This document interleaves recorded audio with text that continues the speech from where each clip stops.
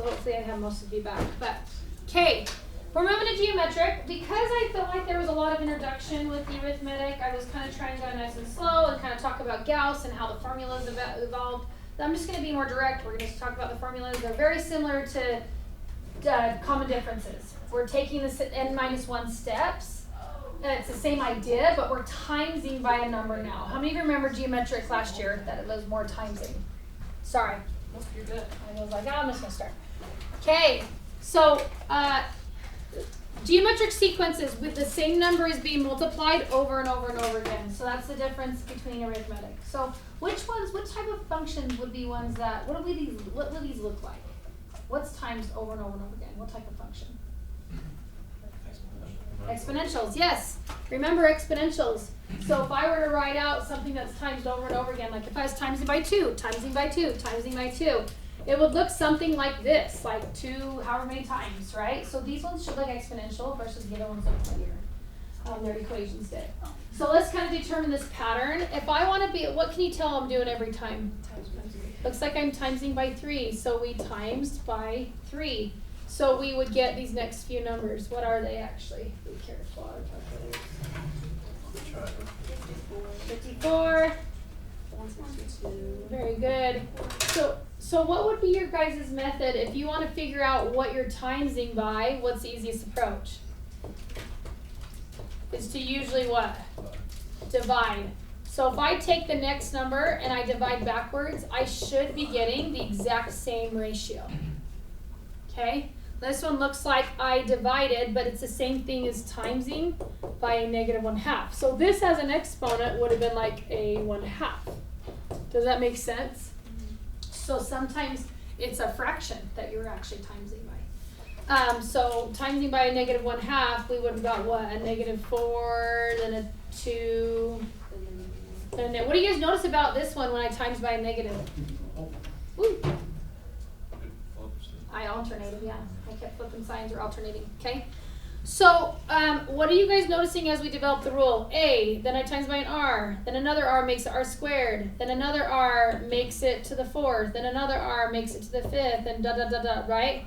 So this is so pretend this is our first term, and then R is our common ratio, okay? So A, I'm going to use this as a first term.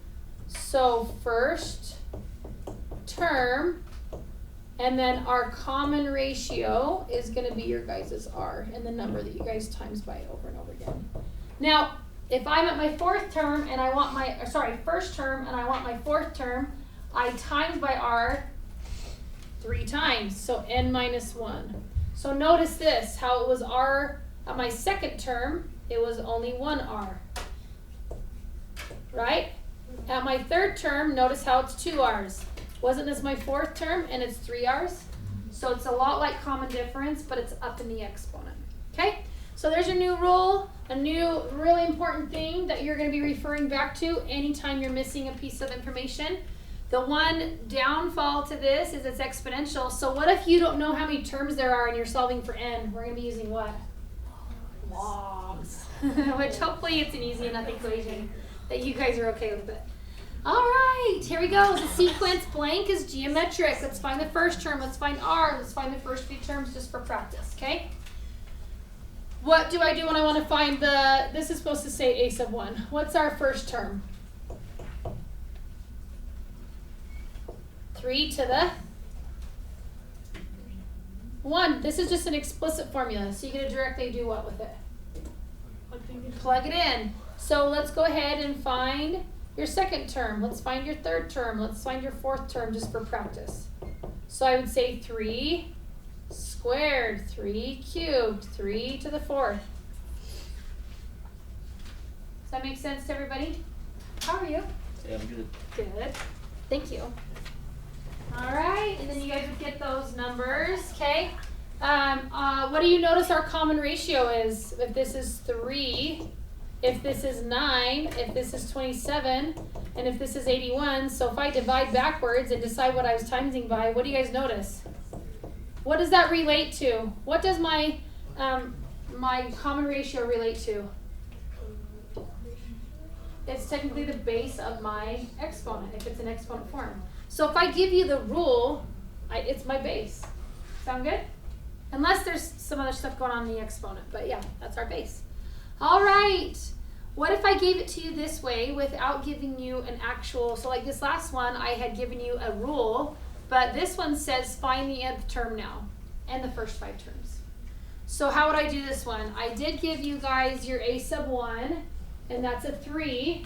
So I get to say 3, and then what's my next term? My common ratio is what? 2. So what's my next term? 6. What's my next term?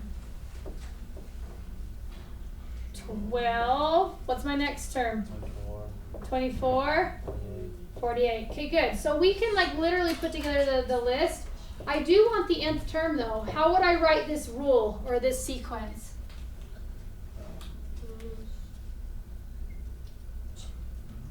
First term is, common ratio is 2, and then I get to say just n minus 1.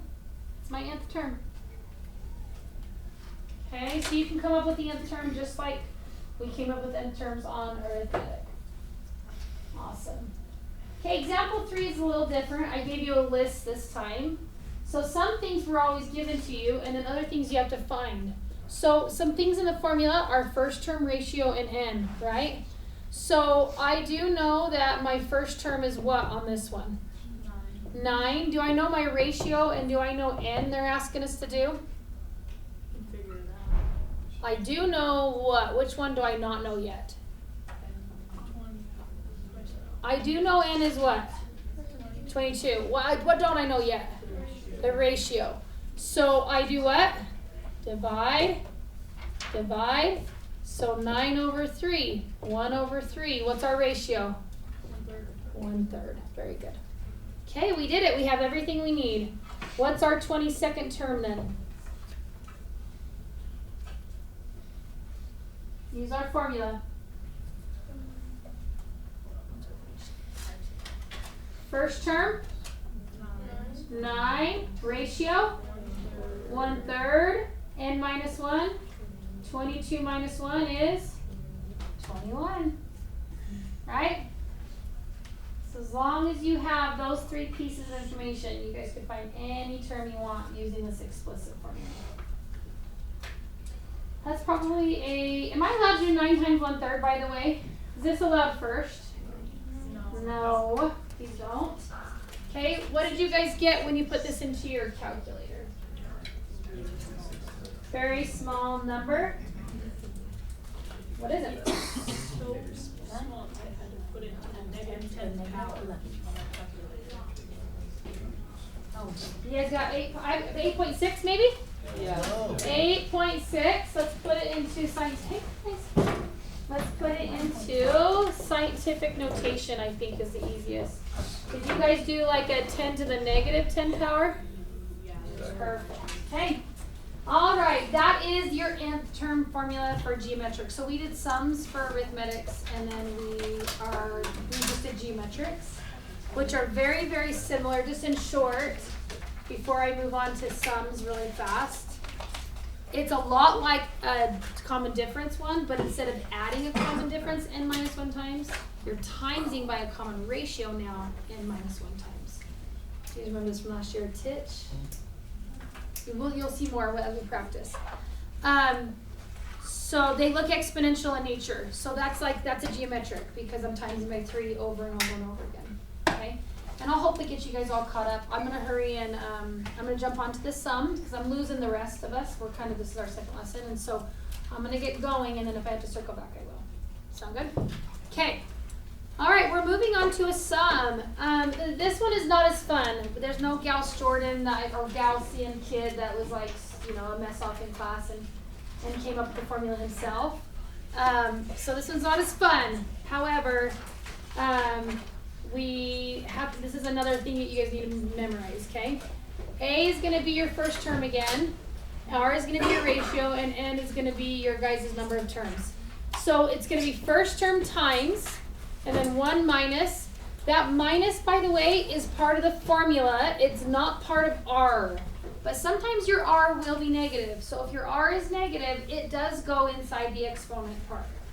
But if your R is not negative, that negative needs to stay away. So like if this r is raised to a squared, please don't make that one positive. Because it is not squared, just the r is squared. Does everybody understand that now? So be careful with the formula and your usage. Another common mistake is if my r is a negative, people will make that a positive. And that is not true because that r is connected to the n. So please be really careful with your guys' organization with this formula. Another thing, I put this out front when it's a fraction. Like when my first term is a fraction, I like my top and bottom numbers to be like kind of top and bottom. But I can also view this as being in the numerator. So if you guys like it better that you're viewing the a sub 1 in the numerator, that's great too. Okay, they're the same formula. Still, this works for first term. This one's not as intuitive, which is a bummer, but this is still going to stand for common ratio. And n is still going to stand for the number of terms. Okay? All right, let's do it. Let's do a few sums, and then hopefully we have infinite series. Geez, that might be on your binomial day. We'll see what we can handle mentally today. The formulas are so identical that I hope you guys can handle it today, but we'll do our best. Can you scroll across my Oh yeah, did you guys need it in your notes still? There we are. Okay, find the sum of the first n terms. Remember, it's just in terms of n when you do it this way. Okay?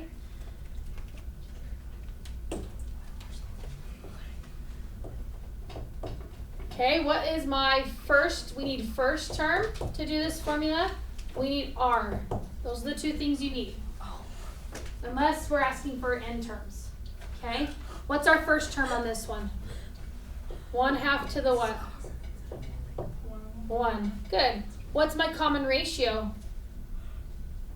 If you have to, you can find the second term in C, which would be 1/2 to the 2, but it's pretty obvious I just times by 1/2, right? Usually if it's just a base and an n, you just get to call your base also your ratio.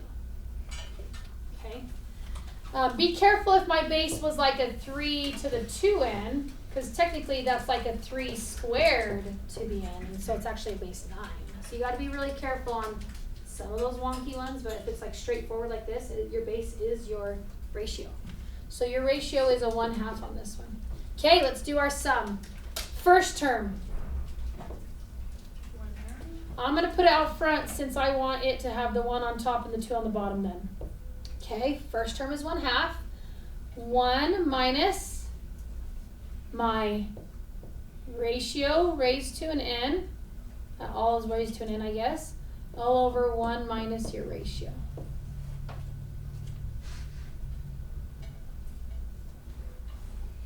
You okay with that? I don't love the ratio when it's a fraction because it makes the math part slightly more complicated, but let's just try to clean it up a little bit. I always clean up this part if it's a fraction first. What does this subtract to if I make my 1 a 2 over 2? A 1/2. So this is technically a 1/2. So when I go and do the math, I can technically switch this to a times by a 2 over 1, can't I? So I technically have a 1/2 out front. I also have a times 2 over 1 I can worry about. And then I have the 1 minus my 1/2 to the end part. Does that make sense how I took care? If this was a whole number, I would have just times it by the 2. But since it's a fraction, I get to multiply by its reciprocal because it's a division problem. Okay? Those happen to cancel. So this just happens to clean up to this. So now I have a rule that if I was adding 5 terms, 7 terms, 10 terms, 11 terms, I could just plug it into n. This is my sum formula. So clean it up can be a little bit ugly, and sometimes we're going to be asking you in your homework to keep it generic in terms of n, and sometimes we actually want the number. So now I do want an actual number. If I don't give you an actual number, it'll be in terms of n, and if I do, there you go. Okay, let's try this one. So example 5, find the sum. This one wants the first 6 terms. Remember, they will usually say things like use the appropriate formulas. So I know 6 terms is not hard, you can just do it, right? But if they want you to use the appropriate formula, but at least you can double check yourself. If it's small enough numbers, you can like triple, do 2 ways and check your answers. Okay, let's try this. I need first term usually to do the formula for sum. I need my ratio, and I also need n to get an actual answer. So what's our first term this time? 27, okay. What's my ratio? 9 over 27, 3 over 9, what is it? It looks like it's another stinking fraction. So it looks like it's 1/3. How many terms are we trying to add? 6. Good. So let's find the sum of the first 6 terms. First term, ratio. Oh, I'm lying. I'm not doing an nth term. Okay. 1 minus my ratio for how many times? 6. Please don't do 6 minus 1. I've seen people who do that on accident. It's the formula is actually n this time, and then 1 minus 1/3. Okay, let's clean that up. First of all, what would be the highest priority up here? The exponent would. So you guys need to get that exponent in your calculator. I'm going to go ahead because it's going to be an ugly number. I actually might leave it for just 1 second, but 1/3 to the 6, it's going to be small. I do want to figure out what this number is. So this one is going to be a 27, and if I do 3 over 3, what's 3 over 3 minus 1/3? 2/3. So I am technically taking this 27, and if I'm dividing by 2/3, I can technically times by what? Huh?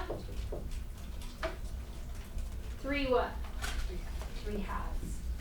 So technically that's the math that would go on there. Unless you guys just like leave it as 2/3 in the denominator and just use your calculator. So we're gonna go ahead and find the sum. What did you guys get when you did this here? So like this simplified to like what, like 40.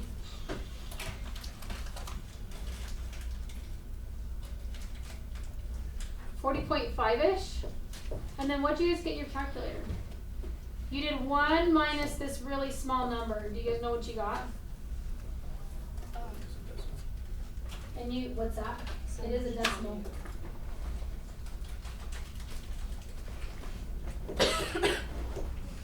When it's really ugly and you're doing divisions and you're doing fractions, it's probably going to be some decimals sometimes. Just due to time, did anybody get about 40.4 repeating when they put stuff in their calculator? You did? Good. You're organized on your calculator. That's really good. All right. Let me do one that's not fractions and not ugly, and I'll show one that is nice and has nice, pretty whole numbers. And then we're going to do one in summation notation. That means we're probably doing an infinite series on the day we talk about binomials next time. The binomial lesson will go pretty fast, so that's actually fine with me. It's just, Find the sum of the first 10 terms. We are going to do the sum of 10 terms. So I know n is 10. I do know my first term is 3. Can you tell what I'm doing every time? What's my r? 2. Finally, not a fraction. Okay, first term is 3. And I'll usually put that on top now that it's not a fraction. What's my r? 2, and that's raised to what? 10.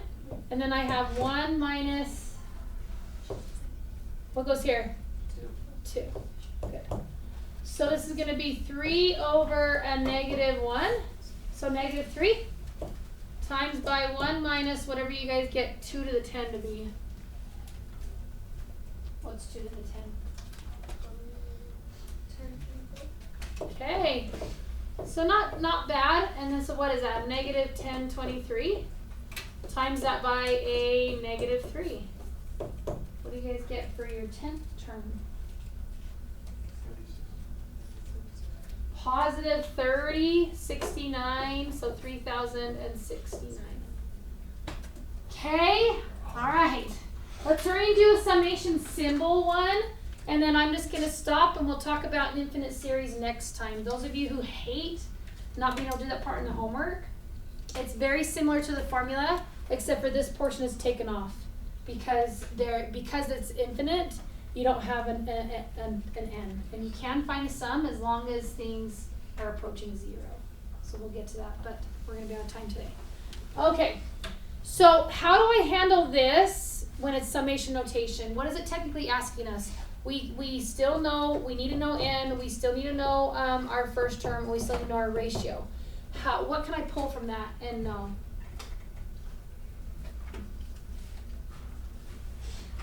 Because it's in the form it's in, I can see all of that. What would I say my number of terms I'm adding is? Good, okay? What would I say my first term is? Good, it's in that spot of the actual formula we gave you. What can I tell my ratio is? Very good. So we picked it out, right? There was a list, this one's a summation, but it's the same thing. We just are given your information in different ways. So to be quick, I would say sum of my first 6 terms. First term is 12. 1 minus my r, which is a negative. How many terms? 6. And then 1 minus my negative 1/2. So watch this. When I want to raise a negative to a 6, is this going to turn out positive or negative? It'll turn out positive, okay? So, but this is still a 1 minus that number. Does that make sense? Okay. What do you guys get for 1/2 to the 6? 1/64. Perfect. This cleans up to a minus a negative. What does that give me?